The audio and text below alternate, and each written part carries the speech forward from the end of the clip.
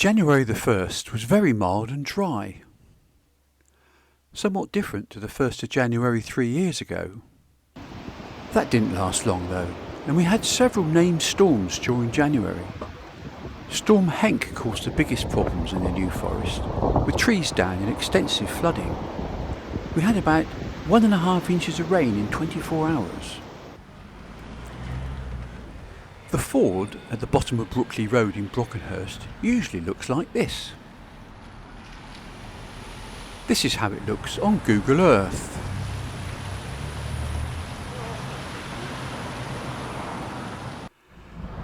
If we have a dry spell, it looks like this. And after Storm Henk blew through, it looked like this. Thanks to Mitzi Holly for sharing this dramatic picture with us. Here's one of the trees that broke partway up the trunk during the storm.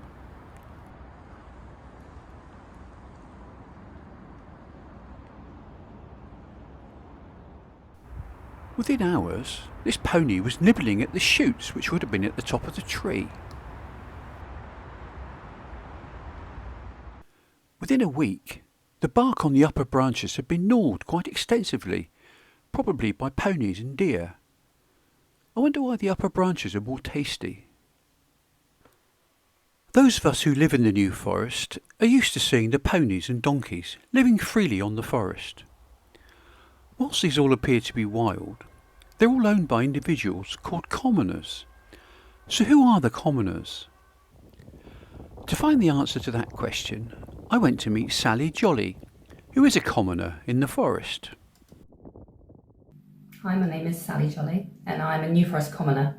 And what that means is that I own, occupy or rent land or property which has attached to it historical forest rights to graze animals on the New Forest. There are around 500 commoners altogether, and between us we graze about 8,000 animals, including ponies, donkeys, cattle, sheep and pigs.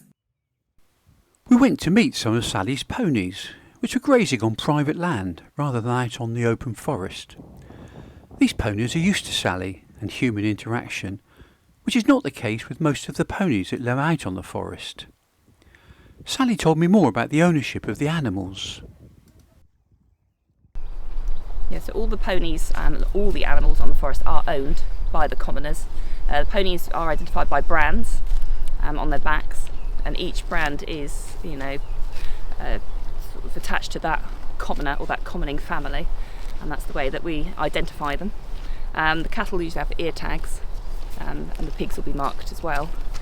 But yeah, the ponies, every single one, every animal is owned by somebody, and they're not classed as wild, they're classed as semi-feral because they are owned by somebody. Okay, so you can see here, I've got my very friendly yearling, Velvet, and the reason I'm making a fuss for her is because she's at home, she's in a paddock at home, whereas if she's out on the forest, then it's best to leave the ponies well away, because they will bite, they will kick, and even though they'll seem friendly to start with, once they realise that you haven't got food or you've got nothing to offer them, they can soon turn their bottoms on you and they will give you your heels, as we say. So best to look at them from a distance, take photos, enjoy them, but keep your distance and keep yourself safe. Thanks, Sally, for explaining that. We'll be going back to visit Sally from time to see how the year progresses for this commoning family. Although January and February have been generally mild, but wet, we did have a cold week in the middle of January. The temperature in the New Forest went down to -8 degrees centigrade at one point, which is pretty cold for us. We even had some flakes of snow, but it didn't settle for long. This winter has been a very good year for spotting a very elegant bird, the waxwing. Waxwings live in Scandinavia and come here in the winter in search of food. When they arrive in greater numbers than usual, it's called an eruption of waxwings, and that's what we had this winter. Waxwings were photographed in various parts of the forest, including in gardens. They're particularly attracted to the berries on ornamental trees. On a Bewley River boat trip, Catherine Crouch had one of those once-in-a-lifetime experiences. A pair of grey seals produced a pup this year, the first time that grey seals have bred along the river. As if that wasn't enough excitement, a white-tailed sea eagle landed and walked over to inspect the seal pup. I think there was an initial fear that the seal pup might end up as the eagle's breakfast, but all was well. This eagle is part of a breeding programme to reintroduce the species, which is being run on the Isle of Wight. The first pair of the reintroduced eagles bred successfully last year, the first sea eagle chick to be born in England since 1780. Thanks to Catherine for sharing these pictures. It's about 8 o'clock in the morning now on a late January day, and I'm out walking in the woods, and a few minutes ago I heard a terrible screaming. It sounded like two animals fighting. Well, I managed to get a bit closer, and this is what I saw.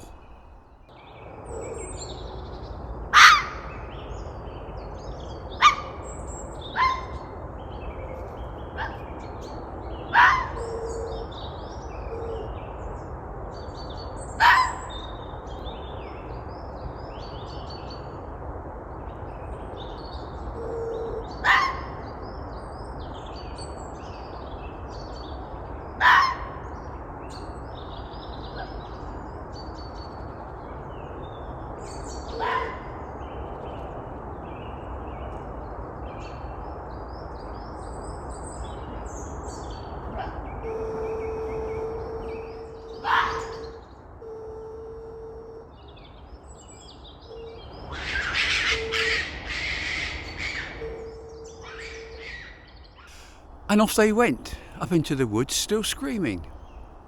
Well, I'm not sure if that was two dog foxes fighting over territory, or if it was a dog fox and a vixen courting. Well, if it was courtship behaviour, it was certainly pretty violent, and certainly not something you see every day. If you go down to the coast at Lymington or Keyhaven, you're almost certain to see a little egret. They're now quite common, even though they've only been breeding in England since 1996. If you're really lucky, you might see the oldest little egret in England, who lives here. This is NJ, named after the letters on his rings.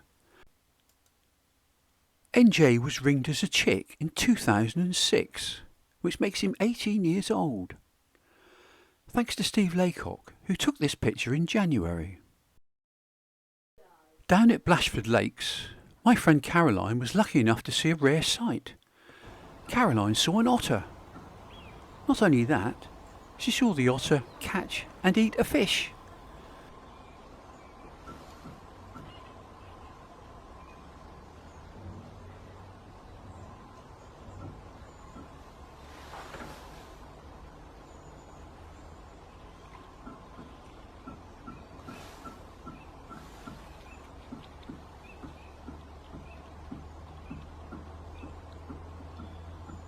Not many of us will ever see that, let alone capture it on video. Thanks Caroline for sharing this wonderful video with us. The mild weather in February encouraged some early reptiles to come out of hibernation, and the birds started singing. Towards the end of February though, we had a couple of frosty nights, with winter reminding us that it's still here. Let's hope it wasn't too cold for those reptiles. The month ended with more mild but wet weather. Let's see what March has got in store for us.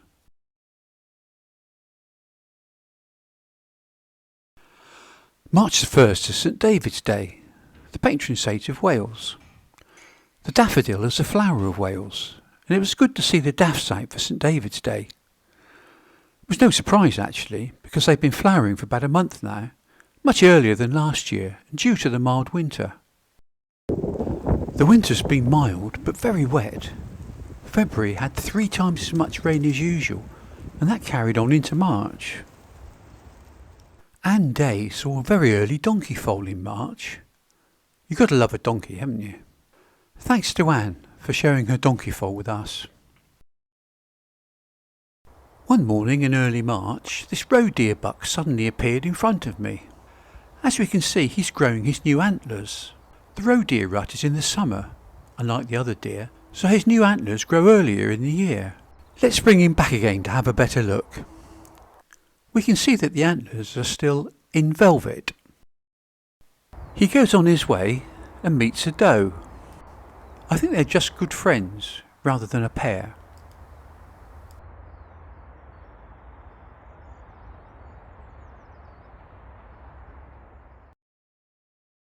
In spring, we always think of the dawn chorus, and no look back at March and April would be complete without including the birds.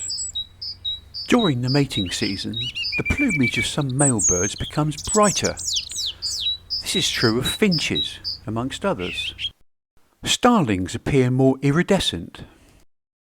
Even the dull old cormorant livens itself up, as we can see in this great picture by Michelle Campbell. How the birds do this would take too long to explain in this video, but I'll put a link to a website in the text below if you're interested. Some male birds, like this black-headed gull, change their appearance completely in the breeding season. All of this singing and plumage are of course all related to finding a mate and claiming a territory. This leads on to nest building. Thanks to John Coombs, Sarah Smith and Chris Clark for sharing this collection of long-tailed tit images. We can see that they all have nest building material in their beaks. Long-tailed tits build their nest using spiders' webs, moss, lichen and feathers. Think how many times those birds have to fly backwards and forwards to build their exquisite nests. The birds that build their nests on the ground are particularly vulnerable to predators, and the New Forest is a special protection area for birds. This is why we're asked to keep dogs on the tracks to avoid disturbing these birds, which are becoming increasingly rare. Not strictly ground nesting birds, but I couldn't resist including these lovely pictures of great crested grebes, taken by Anne Hall. The damp and mild weather has helped the tree blossom, which has been particularly striking this year. We've had some frost during April, but not many. We've also had some warm days, but not many of these either. Those of you that saw the previous video diary might remember that we met Sally Jolly, one of the New Forest commoners who own the ponies and donkeys and other animals that graze in the forest. Sally sent me the dramatic images that you can see, which is the birth of her first foal of the year.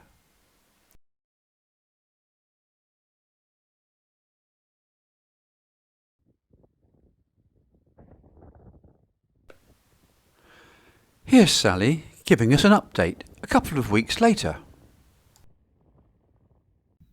So here we have our first foal of 2024, who is by our stallion, Naves Ash Polaris. And he is the foal we saw on the photos being born, beautifully captured by Leslie, who was here to witness his birth, which is quite a rare thing to do. Here he is, just having a little drink from Mum and looking very fit and well and healthy. We've got one more due this year. We hope that she might foal in the next week or so. There she is over there looking absolutely enormous. So we are keeping a very close eye on her at the moment. And yeah, we are very pleased with this chap. And hopefully he will make a super riding pony in the future.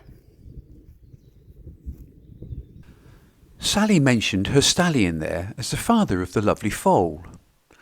I asked Sally if he'd been chosen to run out on the forest this year. So this is Naves Ash Polaris, who is our forest run stallion. He's currently out with our own mares at the moment at home before he goes out to the forest at the beginning of May. He's one of a number that have been chosen to run out this year, carefully selected stallions, to hopefully breed us some lovely foals for next year. His chosen area, oh yeah, he's a bit tired already because he's been out with the others, will be Longdale. And yeah, we're looking forward to turning him out and him getting to do his job on the forest. Naves Ash Polaris and the other stallions will be turned out onto the forest on May the 7th, so we'll hopefully see that in the next video update. If you're in the area, take extra care when walking or driving in the forest, as the ponies might be more active than usual. 2024 is the 100th anniversary of the Lymington branch of the British Legion. 2024 is also the 80th anniversary of D-Day. To mark these events, a group of US Army enthusiasts met up at Ashurst Bridge and travelled in convoy down to the anniversary celebrations in Lymington. They made quite a sight driving through the New Forest and gave us a taste of the sights and sounds that earlier generations remember from World War II.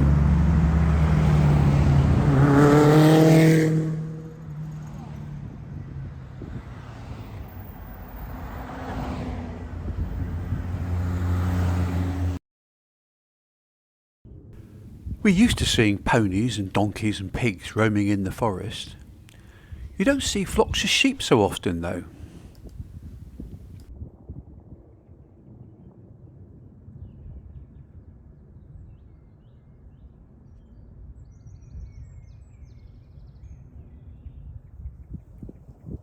As we progressed through April, the days didn't really seem to get much warmer, but the leaves on the trees made great progress. New bracken pushed up through the dead leaves from last year.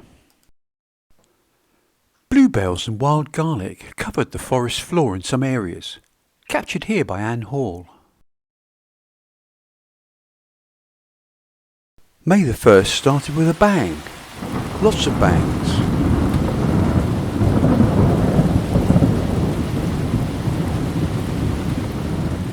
It was the loudest thunderstorm that I can remember in this country. It certainly woke me up. After a couple of days, the weather settled down and we had a lovely warm sunny week. Spring had properly arrived. This seal made the most of the sun down on the Bewley River. Time for a drink. Of course, the warm weather made the roads busier.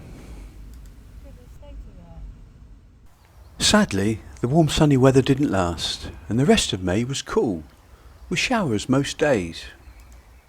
This time of year is all about new life. Sarah Smith captured these lovely shots of birds feeding their young. Annette Gregory filmed this young foal taking its first steps, still wet from being born. This foal must have followed its mother into a boggy area. We can see mud on its legs, nearly up to its belly. I'm surprised it managed to get itself out again. And it's just all too much for this foal, asleep in the bracken. On the night of the 10th of May, we had a very unusual event. The Northern Lights were visible, right down to southern England, including the New Forest. These images were taken by Matt Charap-Capusto in the New Forest at 11:30 in the evening. Thanks to Matt for sharing them with those of us who missed the spectacle. My friend Caroline saw an unusual sight down at Blashford Lakes. A sea eagle flew in and was mobbed by the gulls and terns that are nesting there. The sea eagle was part of a reintroduction programme based at the Isle of Wight, and it wasn't very popular with the residents at Blashford Lakes.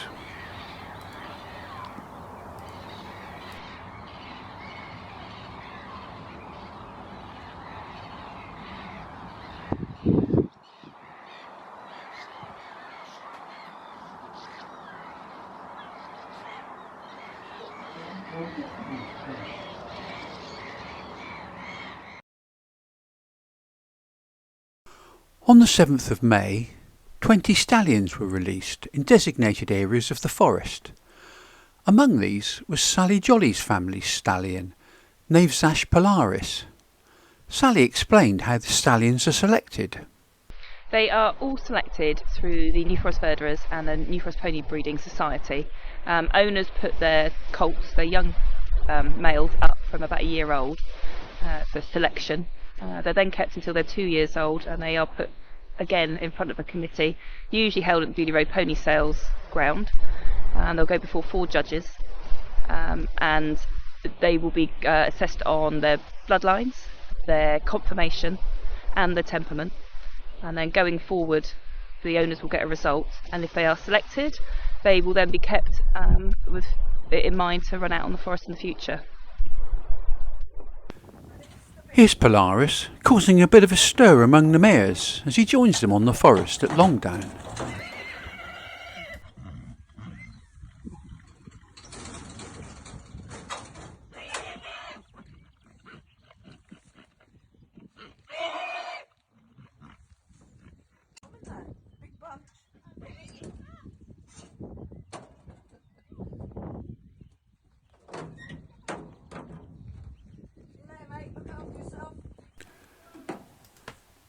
In June, I arranged to meet Sally at Longdown to see how Polaris was doing. No sign of any ponies here.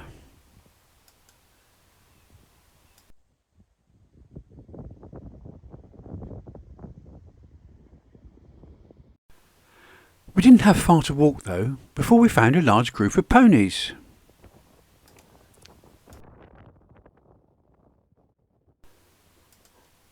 Polaris was amongst them and recognised Sally.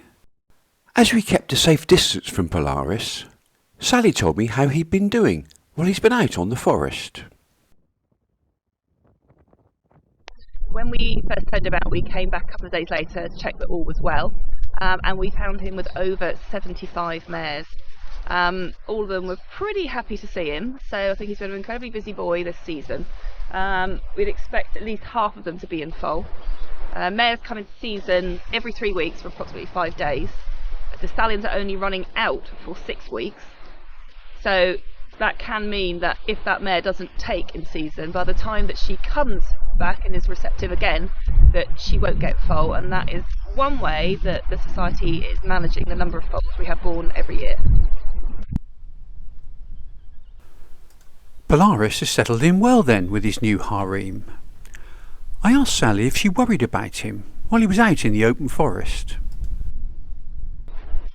Yeah, we as commoners and owners, we worry greatly about the ponies running out. Of course, New Forest, there's many roads that cut through. Not everybody's a careful driver. So yeah, every day we worry, but we feel, he's out here, he's doing the job. And as you can see in the background, a very important job keeping the bloodlines and New Forest in the way it is.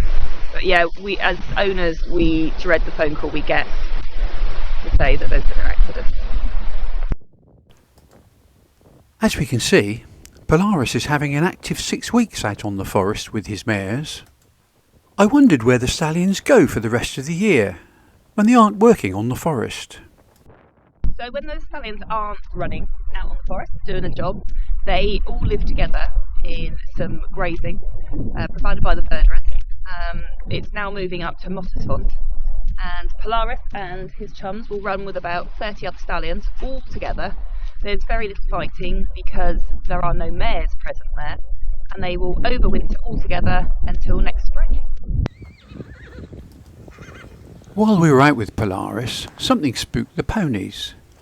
The herd instinct kicked in and they all hurried to gather as a group, possibly as protection against an unknown threat.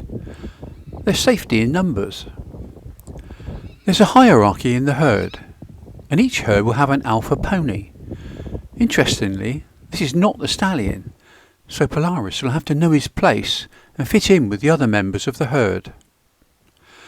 Thanks to Sally for giving us some more understanding of the life of a pony-owning commoning family in the New Forest.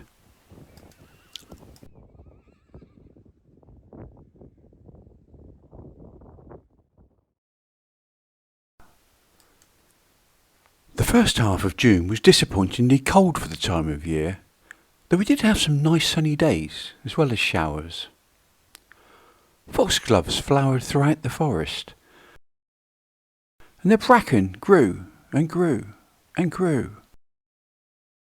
June the 6th was the 80th anniversary of D-Day, when over 150,000 Allied troops landed on the Normandy beaches and behind enemy lines to begin the liberation of France and the rest of occupied Europe.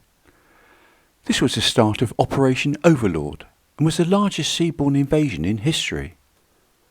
The New Forest played a big part in World War II and in the lead up to D-Day.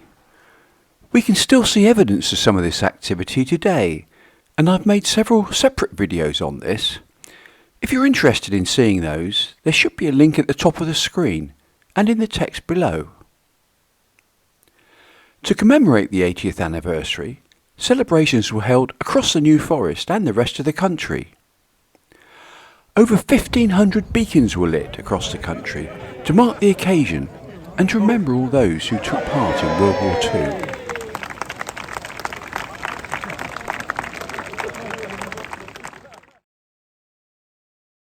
Towards the end of June we had a heat wave for a few days, before the temperatures settled down to more normal levels. The month ended much warmer than it started. June was the hottest June on record worldwide. Not in the New Forest though, it was wetter and cooler than normal. The start of July was a typical English summer. Some warm sunny days, some showers and some cooler days. That didn't last long though, and we were soon having more rain again. Temperatures below normal, and more rain than normal. Not a great year weather-wise as yet. In July, the antlers of the red deer and the fallow deer are still growing, and they're covered in a velvet material to protect them. These images, taken by Annette Gregory, show the antlers in velvet perfectly. They'll be fully grown in time for the rutting season in the autumn.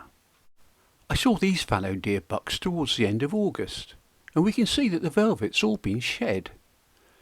The buck at the back still has some blood on one of his antlers, left over from when he rubbed the velvet off. In contrast, the roe deer rutting season is in July and August, so the velvet around their antlers has already been shed by July. This roe deer seems more interested in his breakfast than finding a mate. The long-billed dowitcher is quite common on the coasts of North America. Not so common in the New Forest though, but one turned up down on the coast near Lymington in July. These images were taken by Steve Laycock, who saw the dowitcher several times. Long-billed dowitchers have been seen here before, but sightings are rare. Do you know what this is? This is an oak bracket fungus that I came across one day. What we can see is the fruiting body of the fungus, and its presence may mean that the tree's rotting. It commonly grows to about a foot in width, but much larger specimens have been seen. They normally grow on oak trees, but they're sometimes found on birch and beech trees. It secretes a thick amber liquid which looks like honey, but don't try it. The fungus is not edible. And do you know what this is? This is dodder, and it's found in places in the New Forest, but it's not common. Dodder is a parasitic plant and depends on the host plant for its nutrients. It attaches itself to the host, in this case a gorse bush, and then twines itself around, always in an anti-clockwise direction. It looks like spaghetti. Sometimes the dodder takes too many nutrients from the host plant and the host dies. It's not in the dodder's interest to do this though, so the host usually survives. Most years, when the schools break up for the summer holidays, the weather seems to take a turn for the worse. This year though, the weather improved from mid-July. Summer had finally arrived, and we had some lovely spells of warm weather and some hot days in late July and through August. The cool damp weather that we had for the first half of the year didn't help the butterfly and moth populations. When Butterfly Conservation carried out their annual Big Butterfly Count in July, sightings were well down on normal throughout the country, and the New Forest was no different. Last year, in 15 minutes, I counted 18 butterflies and 5 different species on the flowers in our garden. This year, I counted 4 butterflies and 2 species. Butterfly sightings have increased in August though, with the warmer weather, so hopefully numbers will recover next year. Back in May, New Forest commoner Sally Jolly and her family attended the Bewley Road pony sales. They were looking for some yearlings to bring on and graze the forest land that they have. There was plenty of ponies to choose from at the sale. After the bidding ended, Sally had become the owner of 3 yearlings of various colours. At the end of July, I met up with Sally to see how the yearlings had settled into their new home. This comparison shows how well the ponies have come on since the end of May. So we bought these 3 guys from the pony sales because we needed some young ponies to bring on for the conservation grazing down here. As you can see, there's plenty of natural food down here, absolutely ideal for native ponies such as the New Forest pony. In the autumn we will get these guys castrated and then we will bring them on to make riding ponies. We're really happy with our selection. It can matter colour-wise what is popular at the sales. A roan is always what we call the pink pony, which can be a very popular choice for people. And then you've got your bays, which are really sort of popular for the showing. And then over here we've got Player, who's a lovely grey, and he is actually by Polaris, our own stallion. So that was a great find at the sales. You might remember that we saw Sally's stallion Polaris when he was out on the forest earlier in the year. Here he is at the New Forest show. He was up against some very stiff competition in his stallion class, and Sally was very pleased when he was placed second in class. Well done, Polaris. What happens to a New Forest pony foal that's lost its mum? Here's Sally to tell us all about one of them. So this is Mojo, and he is a 7-week-old New Forest colt foal who we were asked to look after because sadly his mother died a week ago. So we've had him approximately a week. He came and he was pretty wild, but as you can see, he soon learnt that we aren't all bad and we're here to look after him and give him the best of care. And so we will have him until he's about 4 months old, and then we will probably try and find him a little home, and if not, then he will stay with us.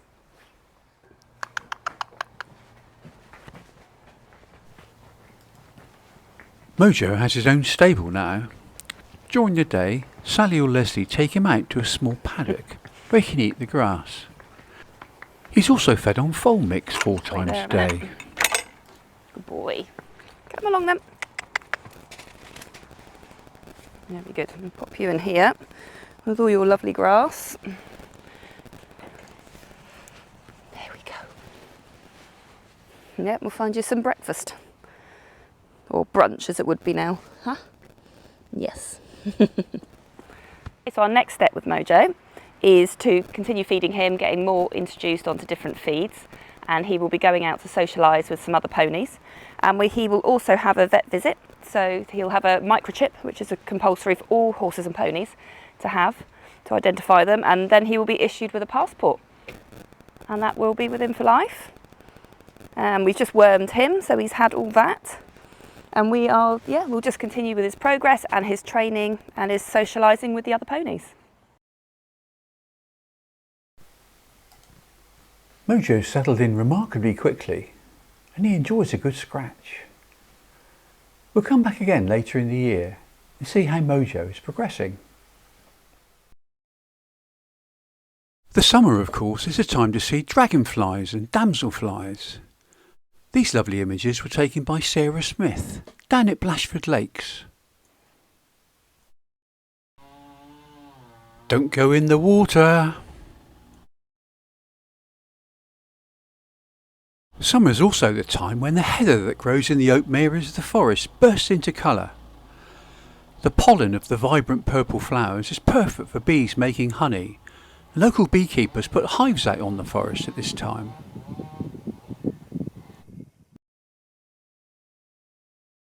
The flowering heather is also a sign that autumn's just around the corner. Then we'll be looking for fungi and watching the leaves on the trees begin to change colour. In the meantime, the ponies that were born earlier in the year are growing well.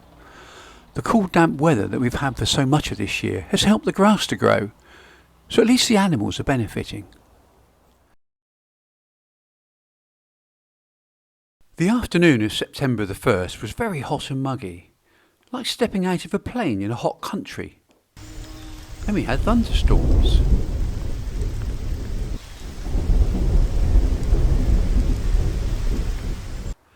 We had some serious rain a few days later. Autumn had arrived. Autumn, of course, is the fungi season, and the New Forest has about 2,700 known species, some very rare. These images by Steve Laycock show a small selection of these.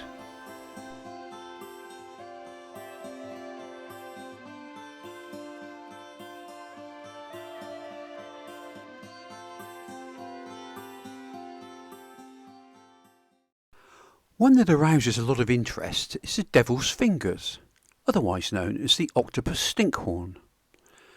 This is a native species of the southern hemisphere, particularly Australia and New Zealand, but also South Africa. So how did it come to the New Forest?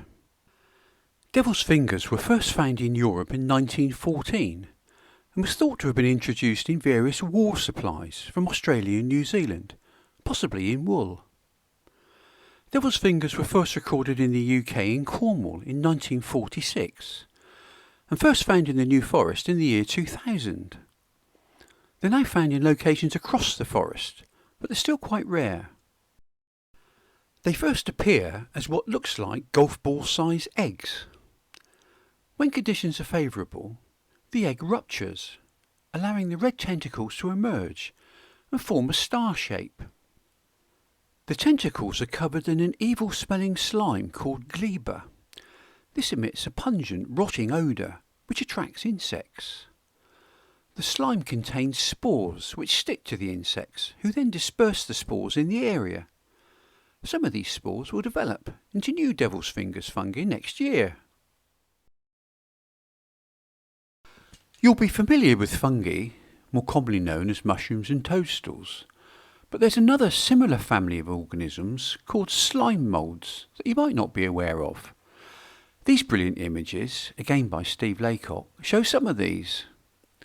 Slime moulds are tiny organisms, and what we see, like the fungi, are the fruiting bodies of the organism. They vary greatly in their colour, size and form, and are only a few millimetres high, so they're very easy to miss. They typically occur in cool, moist, shady places, like crevices within decaying wood, beneath the partially decayed bark of logs and stumps, and in leaf litter on the forest floor.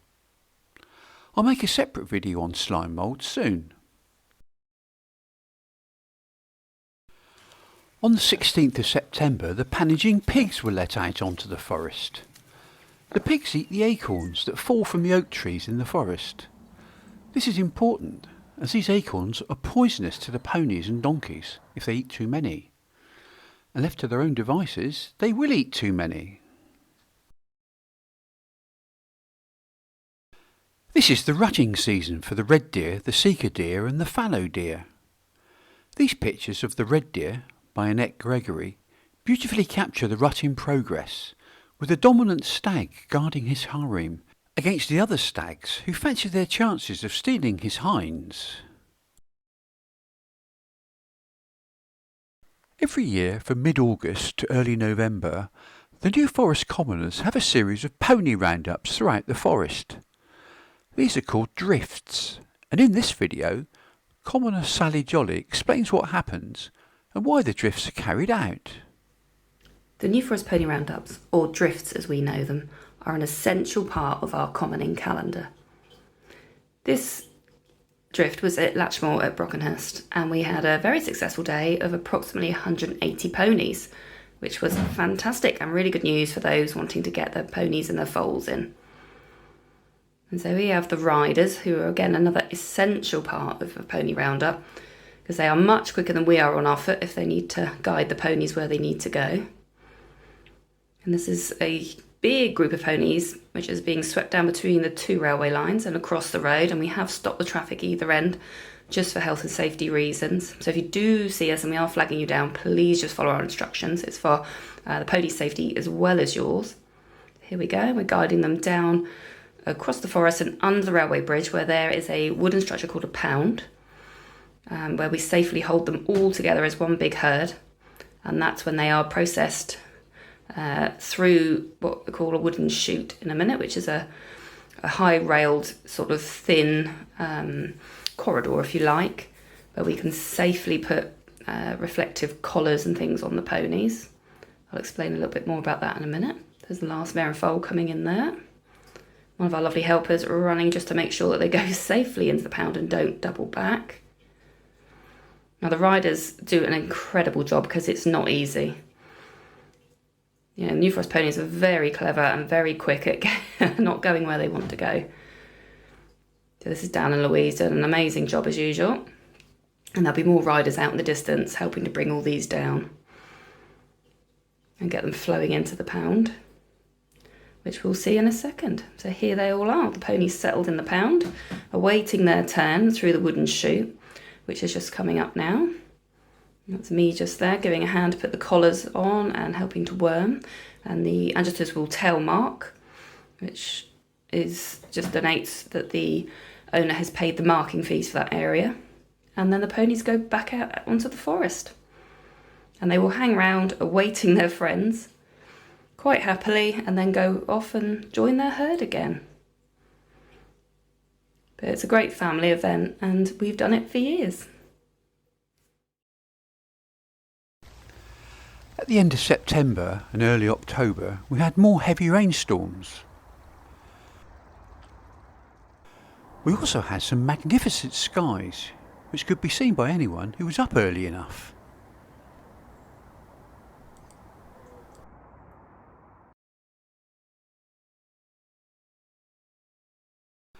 In October, Lyndhurst held its annual Scarecrow Festival to raise money for local charities. A map showed where all the scarecrows could be found, and it was an extremely popular family event, helped by some very nice sunny weather all weekend. This is a selection of the scarecrows that we saw. Many of them were very creative.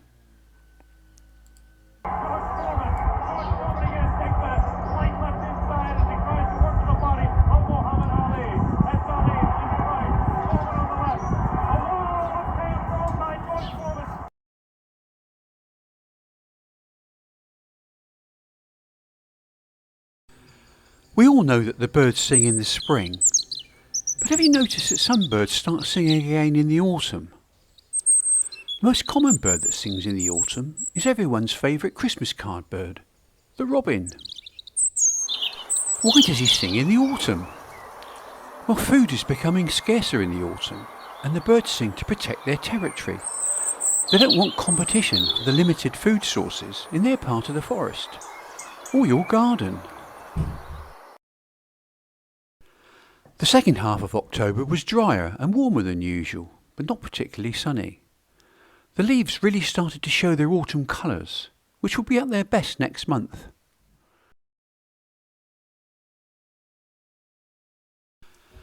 In November there was still a lot of fungi around in the forest.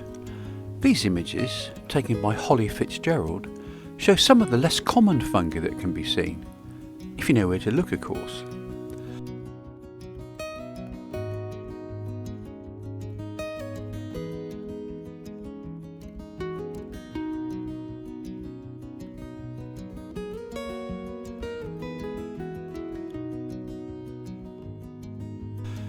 This is the very rare violet coral. This fungi has only been found in 3 known sites in the forest. One bird to look out for in the forest during the winter is a small finch called the brambling. Bramblings migrate here from Scandinavia and Russia, where they spend the summer and breed. They're often to be found in flocks with chaffinches, and they particularly like beechwoods. If you disturb a flock of bramblings and chaffinches, they'll all fly up from the forest floor into the trees. Both species look similar at a distance, but bramblings can be distinguished by a very visible white rump and black and white wings. This year has been a particularly poor year for seeds and berries in the forest. There was a glut in 2023, but not this year. This isn't good news for the wildlife, who find it harder to find enough food. If you aren't feeding the birds in your garden, now's a very good time to start. You never know, you might even see some bramblings in your garden. In the middle of November we had a blast from the Arctic. Much of the country was covered in snow. We even had some snow in the New Forest, though it didn't settle for long. These pictures, shared by Annette Gregory, show some of the red deer in the forest in the snowy conditions. We also had the first frosts of the winter. During late November and early December, we had 4 named storms. The one that did the most damage in the New Forest was the second one, Storm Bert. Strong winds and heavy rain brought down trees in the forest and caused extensive flooding. This aerial view of Brockenhurst, shared by Gary Lee, shows the floods at the bottom of Brockley Road, where it joins Burley Road and Minefield Road.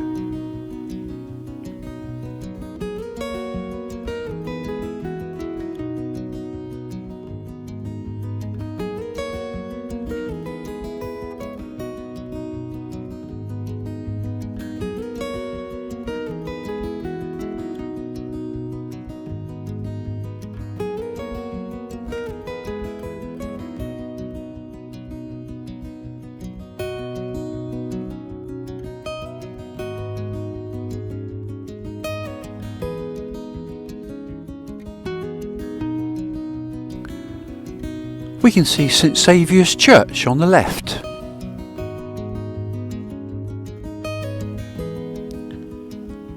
I put a link to Gary's professional photography website in the text below.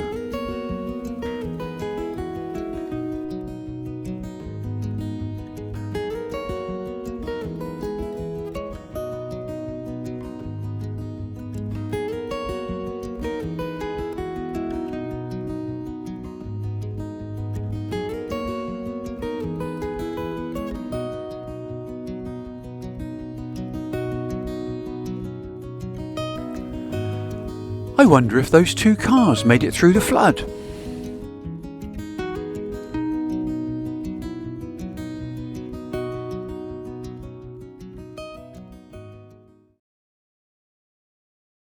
Earlier in the year, you may have seen the video of Mojo, the orphan foal. Sally Jolly and her friend Leslie have been looking after Mojo since the foal's mum died when he was a week old. So how's Mojo been getting on? Well, at the end of July, he was introduced to a new companion, Foxy, a full-grown mare. Here they are on the day they met. Foxy was great company for Mojo and kept him behaving like a pony.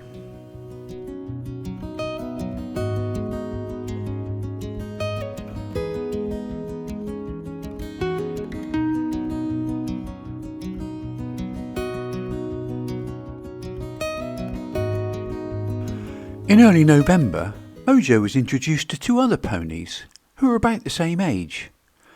Sally takes up the story. Mojo is doing really well. He's now 7 to 8 months old and he is currently living in a field with 2 others of our foals. They get fed every day and get some handling still, but we like to leave them out so they can be just babies and enjoy sort of growing up and playing.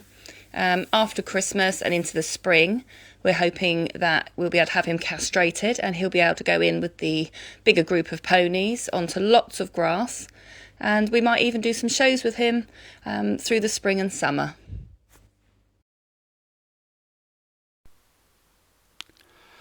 So Mojo's doing really well. You might even say he's living his best life. We'll come back again next year to continue Mojo's story.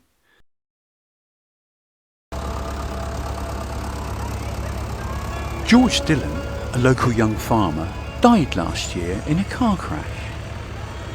A couple of weeks before Christmas, a Christmas tractor parade, including Father Christmas, spread a little Christmas cheer and thanked the local community and neighbours for all the support that they've given to the charity, which has been set up in memory of George.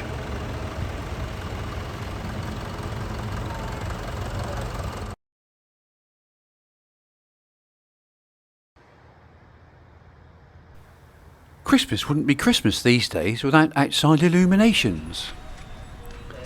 One road that really gets into the spirit of this is Byron Road in Barton-on-Sea.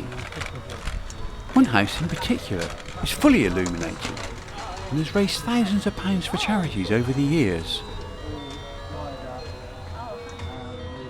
Music introduction, and this was literally. Out in the forest, the ponies are finding whatever they can to eat. This one's eating holly leaves. The prickles don't seem to be a problem. Apart from the storm at the beginning of December, the month's been quite dry but dull and relatively warm. December might even have been the driest month of the year. So that brings us to the end of another year. Here's some images from warmer days as we look forward to the new year.